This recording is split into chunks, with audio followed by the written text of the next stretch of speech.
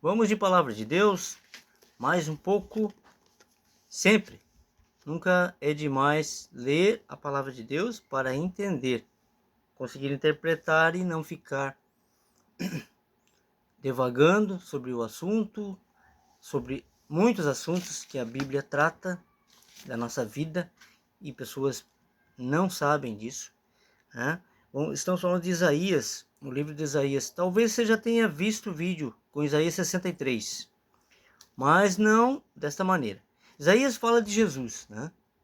Eu no meu próprio canal aqui, se você já viu, deve ter, com certeza deve ter aqui no canal. Mas eu ainda não conhecia a verdade. Eu pensava que conhecia a verdade. Então você reveja, né, através do que eu vou falar aqui, e veja vídeos de outras pessoas com QI espiritual mais elevado do que o meu, para confirmar. E não só isso, veja na Bíblia, confira com versículos, capítulos, versículos, para não ficar no engano. Ok? Vamos fazer. Isaías 63 possui 19 versículos. Vamos fazer do 1 ao 10, né? E depois outro vídeo daí eu faço o restante, ok? Vamos lá. Acompanhe com sua Bíblia se quiseres. A palavra fala assim, Isaías 63, versículo 1. Quem é este que vem de Edom, de Bosra, com vestes tintas? Este que é glorioso em sua vestidura, que marcha com a sua grande força.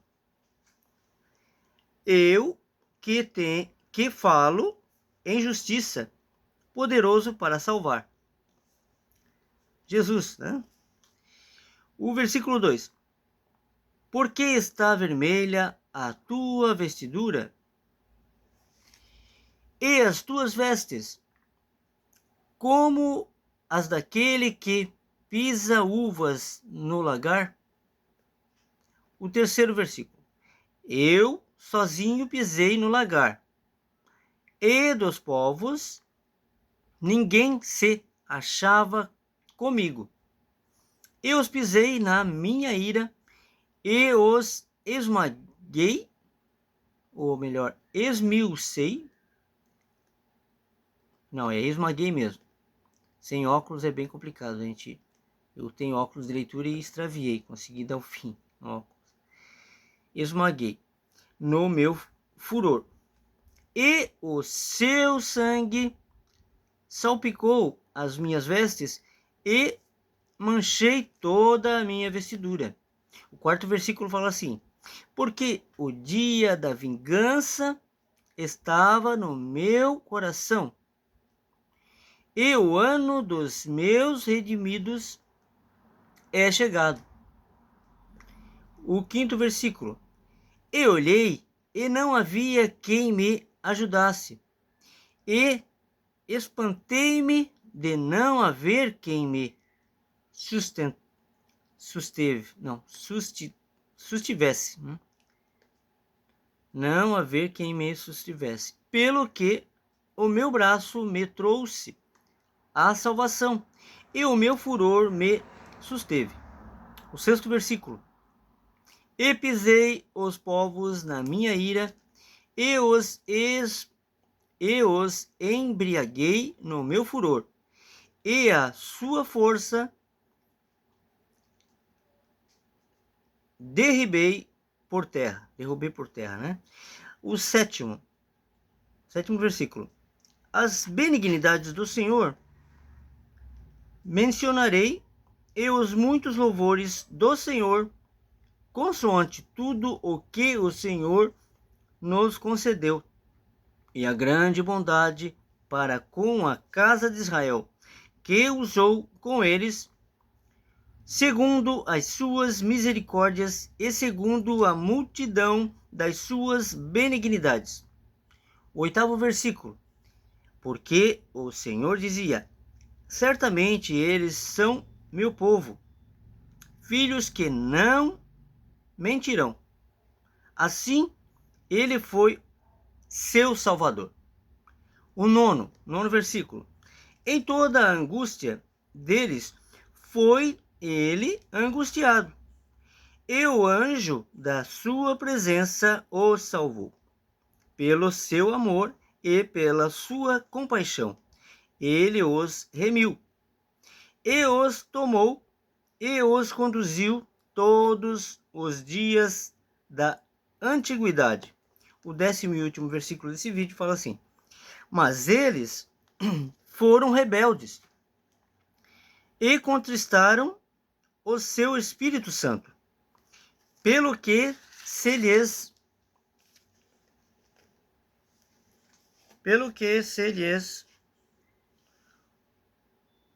tornou em inimigo, e ele mesmo pelejou contra eles.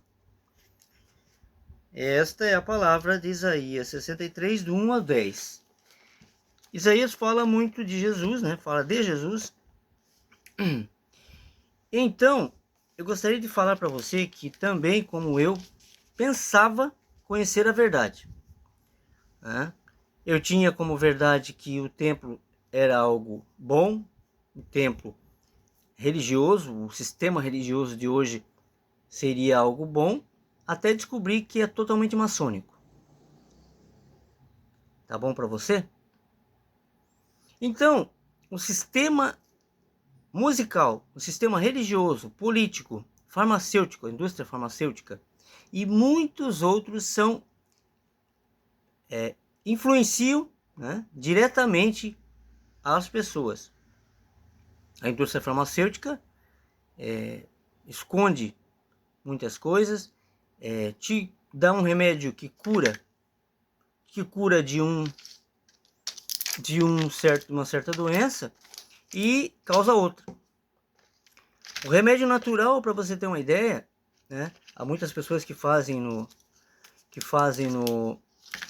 nas redes sociais vídeos dando dicas naturais, veja bem, naturais, de plantas, cascas, raiz, para cura. E agora parece que vão proibir isso. Vai ter que ter uma faculdade de medicina para fazer isso. Né? Isso tudo é interesse farmacêutico, da indústria da farmácia. Né? Financeiro. Então, além de tudo, ainda tem isso. Mas vamos falar da parte religiosa. Ok? O sistema religioso está capengo como nos tempos de Jesus. A palavra eclésia, que são os tirados para fora, que Jesus tirou para fora do sistema religioso da época, que é o mesmo de hoje, talvez pior o de hoje, que só fala em dinheiro, né? Não se fala em arrependimento, em ajudar a viúva, o órfão, muito pelo contrário, eles querem o dízimo da viúva e do órfão. O dízimo não existe. O dízimo, como já falei, vou repetir, eram das tribos de Levi, da tribo de Levi, aliás.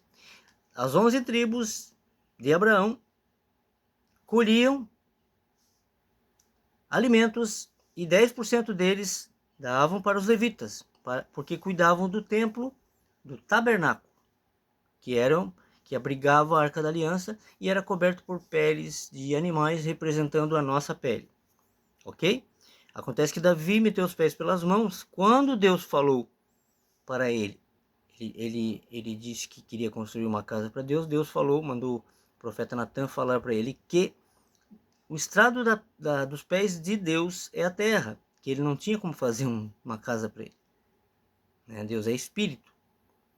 E então, ele falou, você terá uma casa, você terá um templo eterno, perpétuo, da tua linhagem, eu te darei. Eu que te tirei de trás das malhadas, eu farei. E você terá uma casa perpétua, um templo perpétuo. E Davi, quando veio Salomão, ele incumbiu Salomão de construir templo, mas não tinha nada a ver com templo de pedra. Deus estava falando de Jesus. O templo seria Jesus. E como Jesus falou, o templo é Ele, o templo somos nós. Nós abrigamos o Espírito Santo que Ele abrigava. Então, diante dessa verdade imutável, nós não podemos se você quer seguir a Jesus, Jesus falou que a porta é estreita, então vai se preparando. Se você conhecer a verdade e realmente quiser seguir a verdade, né, terá perseguições, né, levantes de pessoas que estão acostumadas há centenas de anos, né, a tradição de um templo que não deveria ter existido, ok? E então, tanto é verdade que não era para ter sido construído o templo, que Salomão acabou seguindo outros deuses, né? Depois dele ter feito o que não era para ter feito, ele acabou seguindo demônios, pois outros deuses não existem, né? Só existe um Deus todo-poderoso, Criador, né? Nosso Criador. E ele seguiu outros deuses, demônios, né? E acabou dando tudo errado. Isso se arrastou. A humanidade é terrível. A humanidade ela precisa de algo físico, palpável, né? Para acreditar no espiritual. Ela não consegue agir só com o espírito. Então precisa de algo palpável. Precisa ver, como São Tomé, né? Falam de Tomé, mas todos precisam ver um templo, precisam ter pão, vinho, o resto da vida comendo aquilo ali, bebendo vinho. Quando Jesus usou aquele pão e aquele vinho e a água, inclusive, para explicar o espiritual, né? O pão é a palavra, a sabedoria que ele passou, o ensinamento da humildade, da humanidade, né? Do repartir o pão, mas ninguém entendeu, né? Eles depois, os apóstolos acabaram entendendo e levaram o evangelho, né, a sério daí. Mas não permaneça mais em templo. Se você contribuir com um templo de pedra, você está negando a Jesus. O templo, a princípio, para você ter uma ideia, o templo havia sacrifícios, o altar, né? E Jesus já fez o sacrifício. Então não há mais o que fazer, ele já fez. Basta você tomar posse, né? Viver da graça, né? Ser uma boa pessoa, ajudar o próximo, né? O dízimo, como já falei, não existe. E tem muitas outras coisas, né? Leia Atos 17, 24, você vai ver que Deus não habita em templo feito por mãos humanas. Isso aí é muito claro. É uma coisa básica da pessoa que diz acreditar em Jesus, acreditar em Deus. Então, há muito a se falar, ok? Há muito, muito mesmo a se falar. Eu estou estudando também, aprendi há pouco tempo, e estou levando a sério e me baseando na palavra de Deus, nada além disso aqui. Jesus falou para não chamar ninguém de pai na terra, nem de mestre, nem de pai, nem de papa, nem de padre. Só há um Deus que está nos céus. Então, o nosso pai, né? O pai criador. O criador é o pai. Então, sendo assim, você não pode... ele disse que nós somos iguais. E ele provou isso lavando os pés de Pedro, usando o físico para explicar o espiritual. Que somos iguais, somos todos iguais. Não há hierarquia na igreja. Ontem eu falei no vídeo que não há hierarquia no céu. Há hierarquia no céu. Deus, né? Tem os anjos. Mas não há hierarquia na igreja. A igreja é uma igreja, um pastor, né? Que é Jesus. Jesus mesmo falou, haverá uma igreja e um pastor, um rebanho e um pastor, que é ele. Ele é o único pastor. Ok? Esclarecido isso, depois eu volto com a segunda parte de Isaías 65, né? Ok? Deixa eu ver se é isso mesmo, se eu não estou enganado. Não, é 63. Isaías 63, eu fiz do 1 ao 10º. E depois farei do 10º ao 19º. Fiquem com essa palavra, meditem, pensem no que eu falei, leia a palavra de Deus e fiquem com Deus.